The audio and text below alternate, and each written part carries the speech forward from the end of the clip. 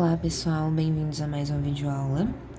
E dando continuidade, ao assunto de magnetismo, nós vimos a parte dos ímãs e do campo magnético gerado por um ímã, né? Os processos de magnetização, o formato desse campo elétrico, desse campo magnético, do campo magnético gerado pelo ímã, o formato desse campo magnético, certo? E agora a gente precisa entender que na natureza as coisas estão interligadas. E principalmente quando a gente está falando de fenômenos físicos e de forças naturais, elas têm ligações cada vez mais estritas.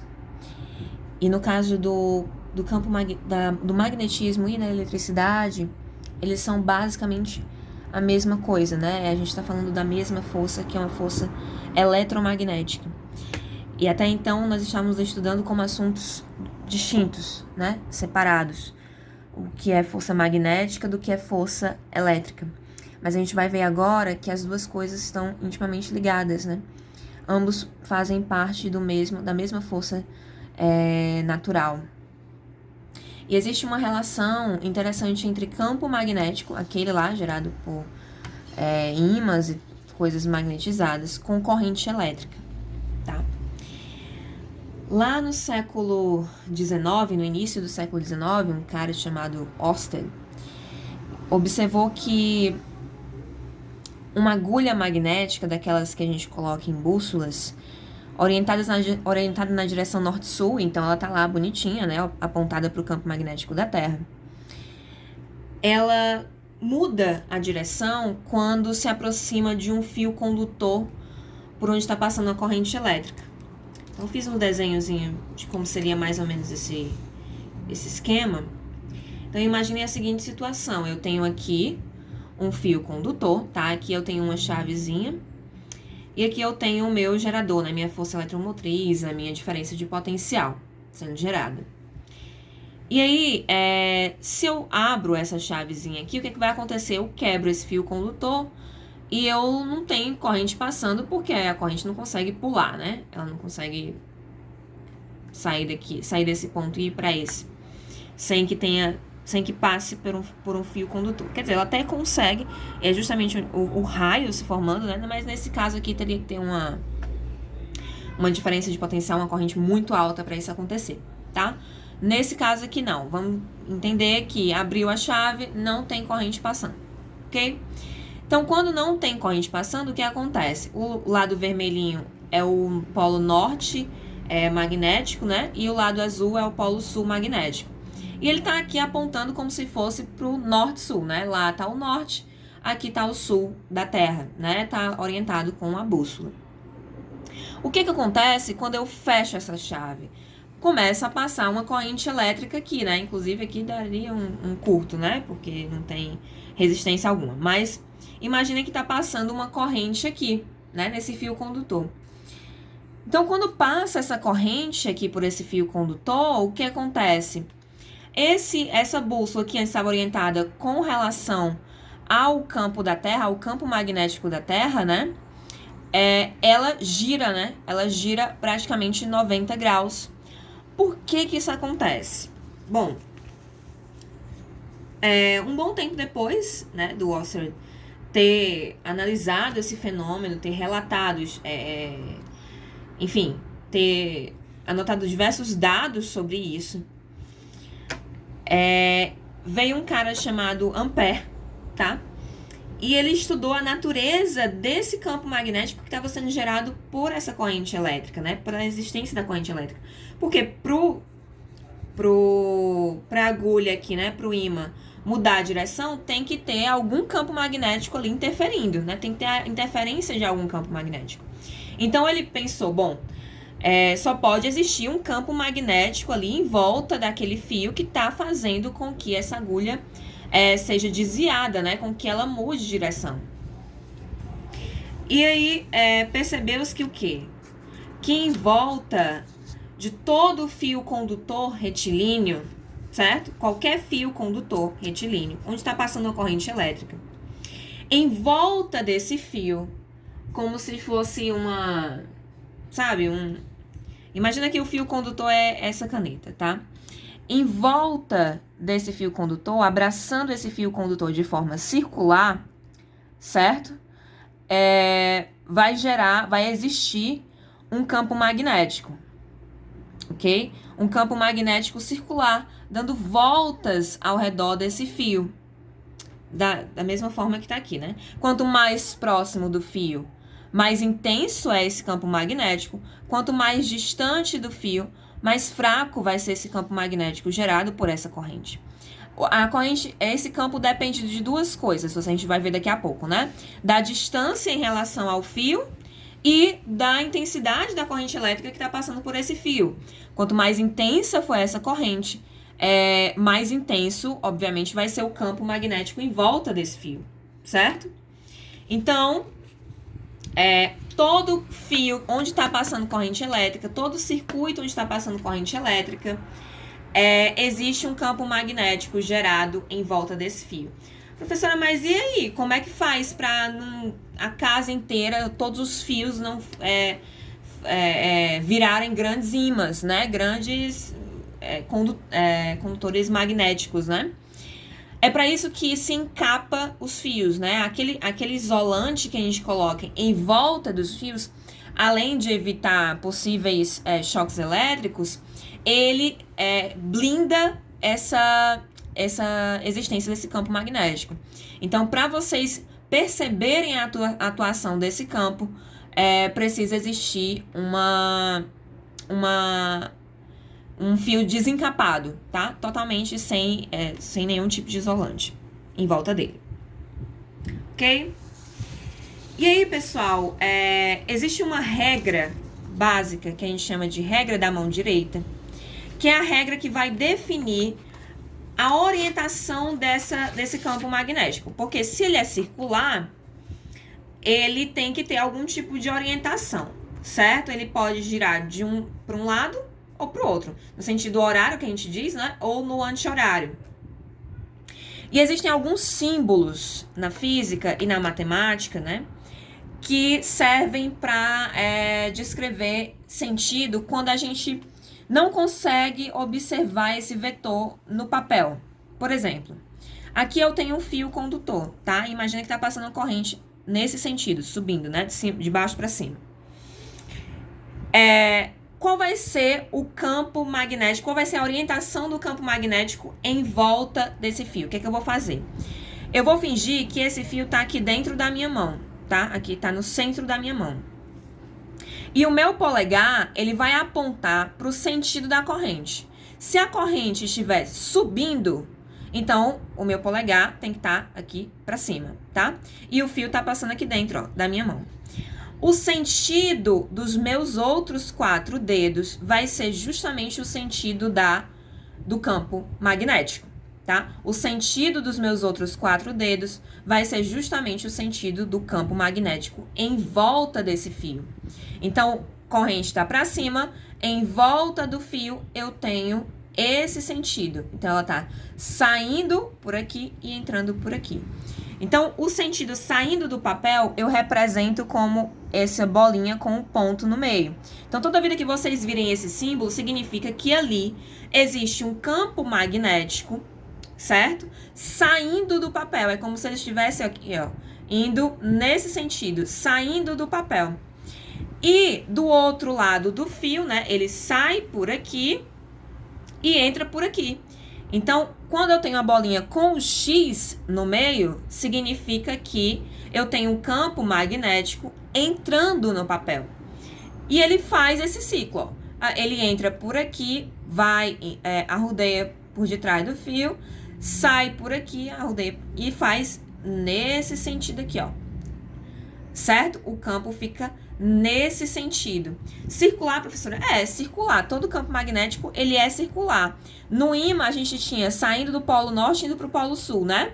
Então, vamos imaginar que aqui eu tenho o polo norte, desse lado do fio eu tenho o polo norte, e aqui eu tenho o polo sul. Então, ele vai sair daqui e vir para cá. Só que ele vai dar a volta completa, né? Não vai ser só metade do caminho, ele vai dar a volta completa. Todo campo magnético, pessoal, ele é um ciclo fechado, tá? Mas isso vai depender, como eu falei, da regra da mão direita. Então, se, por exemplo, essa corrente estiver para baixo, olha para onde é que vai estar o meu dedão, né? Vai da mão direita, vai estar para baixo. O que vai acontecer? Eu vou inverter o sentido do campo. Então, ele vai estar, na verdade, agora entrando por aqui pela esquerda, né? E saindo pela direita. Ele vai estar entrando pela esquerda e saindo pela direita. O dedão tem que estar sempre apontado no sentido da corrente elétrica. Então, se a corrente está para cá, eu sei que o meu campo vai estar entrando por lá e saindo por aqui. Então, desse lado aqui do fio, eu tenho o meu campo entrando no papel, né? E desse lado aqui do fio, eu tenho um campo saindo. Então, ele está fazendo um movimento contrário, saindo por aqui, entrando por lá. Esse está fazendo assim, esse está fazendo assim. Então, quando eu inverto o sentido da corrente, eu também inverto o sentido do meu campo magnético em volta desse fio, certo? Mas como é que eu vou calcular a intensidade desse campo magnético, gente? A intensidade do campo magnético, ela deriva da seguinte relação, tá? Isso daqui é uma relação experimental. Eles foram lá e mediram com o que é que esse campo varia, né? Do que esse campo está dependendo para variar o valor dele, a intensidade dele, certo? E percebeu-se que ele dependia de basicamente 3 fatores, tá? Que é a permeabilidade magnética do meio. O que quer dizer isso? O local onde esse fio se encontra, né? Se ele está no ar, dentro da água, se ele está no vácuo, né? No espaço, se ele tá, sei lá, dentro de um outro tipo de material, dentro de um gel ou de qualquer coisa do tipo, de um acrílico, sei lá. Né? Dependendo do meio em que esse fio condutor esteja, esse meio tem a sua própria permeabilidade, que depende de uma série de fatores. A permeabilidade é o quanto aquele meio permite que se crie ali um campo magnético, tá? Isso aqui é uma constante, é um número, ok? Que vai definir justamente essa permeabilidade, a permissão que esse meio dá para que eu consiga criar um campo magnético ali, certo?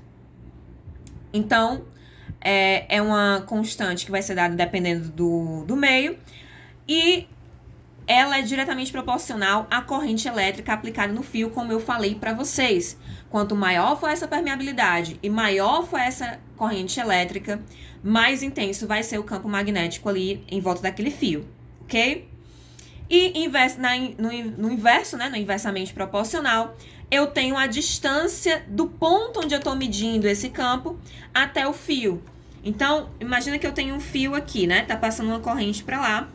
E eu quero medir o campo magnético nesse ponto P. Então, esse R aí vai ser justamente a distância em linha reta desse ponto P, a menor distância possível, né? A menor distância possível desse ponto P até o meu fio condutor, certo? Desse ponto P até o meu fio condutor, esse R vai ser justamente a menor distância possível, ok? Então, eu vou multiplicar a permeabilidade pela corrente elétrica e dividir por 2π, certo? Essa letra aqui é o π, que vale aproximadamente 3,14, a gente pode arredondar. Normalmente, viu, pessoal, vocês não vão substituir esse π por 3,14, não. Vocês vão escrevendo π mesmo. E lá na resposta, ele dá em função de π, ele deixa o π lá, ok?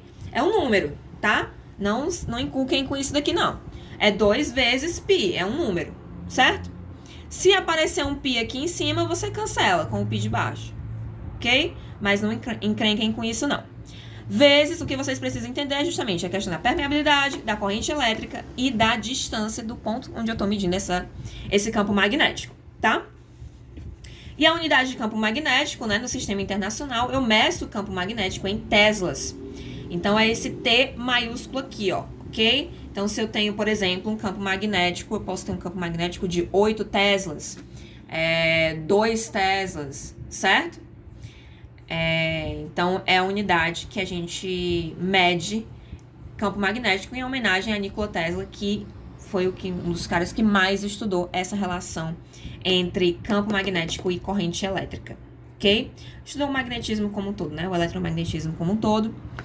E aí, em homenagem a ele, se deu que campo magnético é medido em Tesla, certo? Só que aí, pessoal, esse fio, ele não necessariamente é retilíneo, tá? Ele pode ser curvo.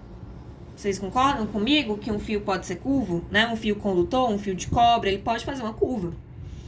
E quando ele faz uma curva, quando ele tem esse formato circular aqui, a gente chama de espira, tá? E aí, como é que fica o campo magnético dentro dessa espira circular, né? Como é que fica esse campo magnético? Bom, a gente sabe que em volta desse fio, se está passando uma corrente ali, né? Vai existir um campo. Como é que existe esse campo? Vamos aplicar a regra da mão direita, né? Bom, aqui nessa primeira espira, se a corrente está para lá, né? Meu dedão tem que estar apontado para lá, mão direita. Dedão apontado para lá, a corrente está apontada para lá. Então, o fio é como se ele estivesse aqui, ó, dentro da minha mão. E em volta desse fio, eu vou saber o sentido do meu campo. Então, ele tá saindo por aqui por dentro e entrando pro lado de fora. Então, aqui dentro, ele tá saindo, é bolinha com um ponto. E aqui fora, ele tá entrando. E nessa posição aqui, ó, se ela tá indo assim, né, no sentido anti-horário, nessa posição aqui, a corrente tá pra onde, ó? Pra cima, né? O que vai acontecer? Por dentro ela tá o quê? Saindo e por fora ela tá entrando. Por dentro, saindo do papel. Por fora, entrando no papel. Por último, nesse sentido aqui, ela tá assim, né, ó. Pra cá. Né, ó? Apontando pra direita. Então, dentro da espira tá saindo, fora da espira tá entrando. Dentro dessa espira tá saindo, fora tá entrando. Então, pessoal, vocês percebem que tem uma linearidade, né? Tem uma continuidade aqui. Então, dentro da espira, eu tenho apenas vetores de campo saindo. E fora da espira, eu tenho apenas vetores de campo entrando. Então, é como se o campo magnético tivesse fazendo um ciclo, né? Saindo por dentro, fazendo assim, e entrando por fora. Ele está envolvendo, né? Toda a espira. Saindo por dentro, entrando por fora aqui da espira. Certo? Fazendo esse movimento aqui. Então, a gente pode dizer que o campo no centro dessa espira, ele tá apontando para onde? Para fora do papel, né? Aqui para cima, ó. Certo? E lá fora da espira tá apontando para dentro do papel, ok? Né? Como se fosse uma manta, assim, ó. Por fora ele tá fazendo esse movimento aqui e por dentro ele faz esse movimento. Já se eu tiver uma corrente, ó, eu inverti a polaridade lá do meu gerador, o que vai acontecer? Vou inverter o sentido da minha corrente. Então, eu inverti o sentido da minha corrente. O que vai acontecer? Eu vou inverter, obviamente, o sentido do meu campo magnético também. Então, ó, percebam, mesma coisa. Nesse caso aqui, ó, esse aqui de baixo tá apontando para onde? Para lá. Então, agora, o campo tá saindo por fora da espira e entrando dentro da espira. Nesse caso aqui, ó, para baixo, entrando na espira, saindo por fora. Nesse caso aqui, ao contrário, né? Para lá, ó, saindo fora da espira, entrando dentro da espira. Então, nesse caso aqui, entrando na espira, entrando e saindo aqui para fora. Certo? Então, o meu vetor, campo magnético, dentro da minha espira, ele tem qual sentido? Entrando, certo? Entrando no papel. Entrando no papel é a bolinha com o X, saindo do papel é a bolinha com o ponto, tá? É assim que a gente desenha um vetor que a gente não consegue ver, porque ele tá aqui na tridimensional, né? Ele tá em outra... Aqui tá no plano do papel, ele tá saindo do plano do papel, certo? A intensidade do vetor campo magnético no centro da espira, tá? Que fique bem claro que essa relação aqui que eu vou falar para vocês, ele só funciona para calcular a intensidade do campo no centro da espira. Fora da espira, eu tenho que usar aquela outra relação lá, dependendo da distância, né? Eu vou ter que usar a outra relação da espira, como se considerando a espira como se fosse um fio condutor, tá? Então, é um pouco mais complexo calcular campo magnético fora da espira, mas no centro da espira a gente usa essa relação aqui, tá, gente? Então, é praticamente igual a outra. Qual é a diferença, né? Onde o erro aí entre uma e outra. Quando eu falo de fios retilíneos, eu tenho o π, né? Eu considero o 2π vezes a distância. Nesse caso aqui, vai ser só 2 vezes a distância.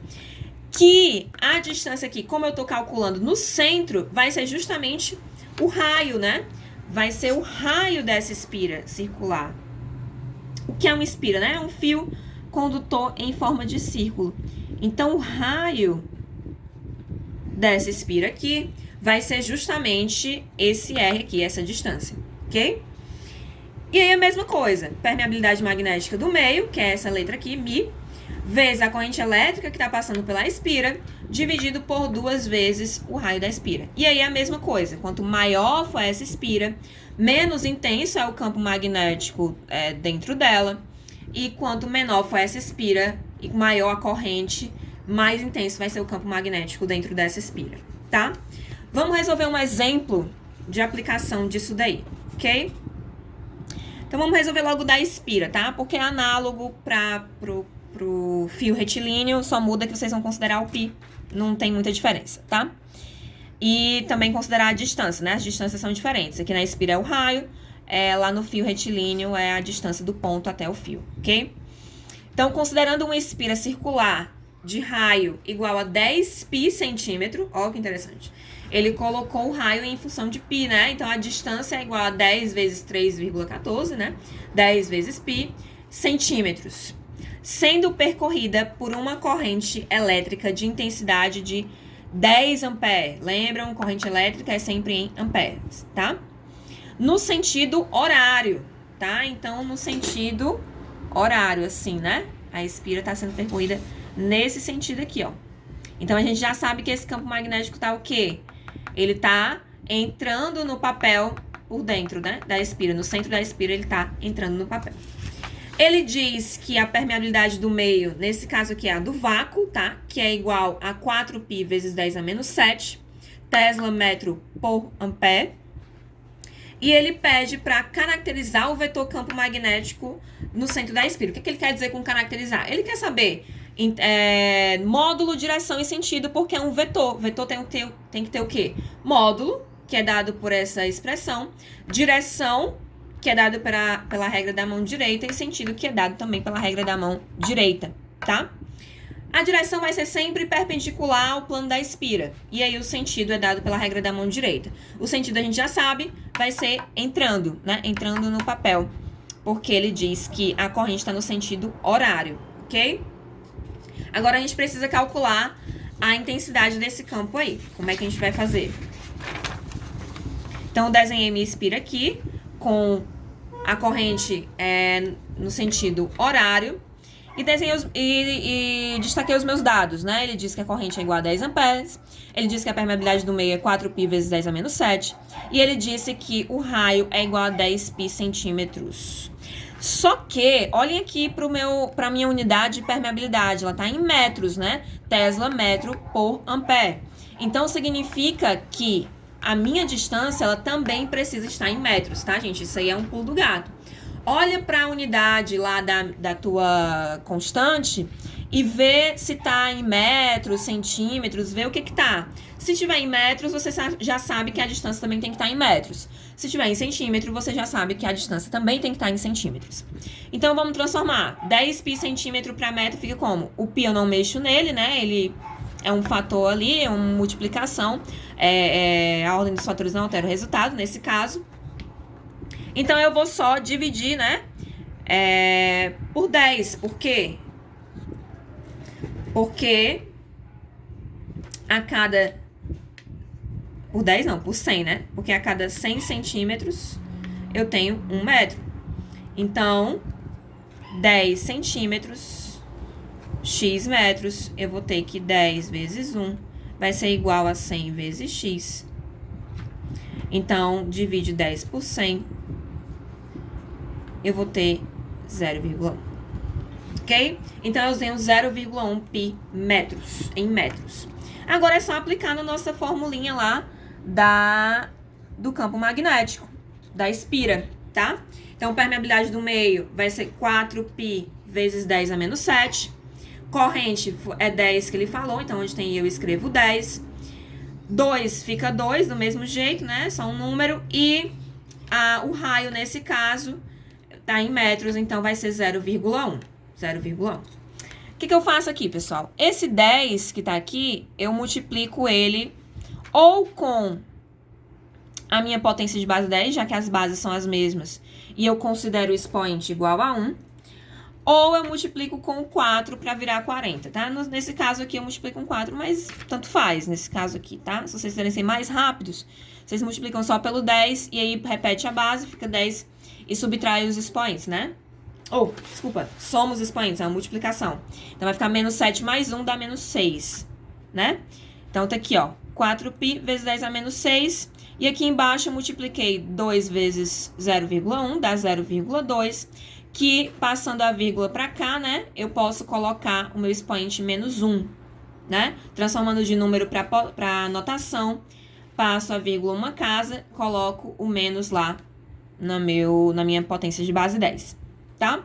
Nesse caso aqui, vou só dividir.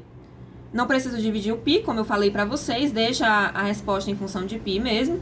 Fica 4 dividido por 2, que dá 2 vezes π.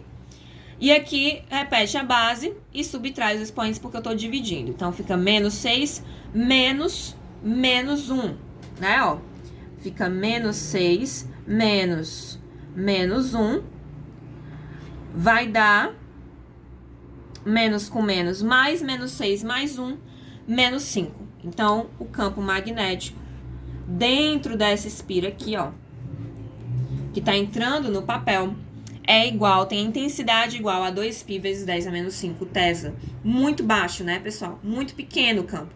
Então, significa que para eu ter um campo magnético considerável, né, eu tenho que ter uma corrente muito alta, certo? Então, isso daqui é aquele processo que eu falei de magnetização por corrente elétrica, por indução elétrica, né? Ele coloca uma corrente muito alta passando numa espira, né, desse tipo, e aí ele gera um campo magnético muito forte em qualquer objeto que esteja aqui no interior dessa espira. E aí o que acontece, né, esse campo magnético, se o objeto for ferromagnético, né, se ele tiver propriedades de magnetização, ele vai ficar magnetizado. Eu vou criar um ímã artificial, certo? É assim que se criam os ímãs, que são utilizados nos equipamentos eletrônicos, na geladeira de vocês. Todos esses ímãs são criados dessa maneira. Eles colocam uma espira com uma solenoide, nesse caso, que na próxima aula a gente vai falar sobre isso. Eles colocam essa solenoide com uma corrente muito, muito alta, e aí eles geram um campo magnético muito alto que, dependendo das propriedades do material, vai ficar preso, né, por um bom tempo naquele material, essas propriedades magnéticas, e ele vira um ímã artificial, tá? Então, como eu falei, o sentido do campo é entrando no papel, como a gente já viu pela regra da mão direita, e é isso, pessoal, ok? Eu espero que vocês tenham entendido esse assunto, porque ele é muito importante, cai muito no Enem isso daqui, tá, gente? É um dos assuntos que mais caem. E eu vou, na próxima aula, dar continuidade a isso e resolver mais alguns exemplos. Se vocês tiverem tido alguma dúvida, mandem pra mim e façam as atividades propostas, porque isso daqui a gente só aprende fazendo, tá? Brinquem aí com a regra da mão direita até vocês entenderem, revejam se vocês não tiverem entendido muito bem. E é isso, até a próxima aula. Um beijo, tchau!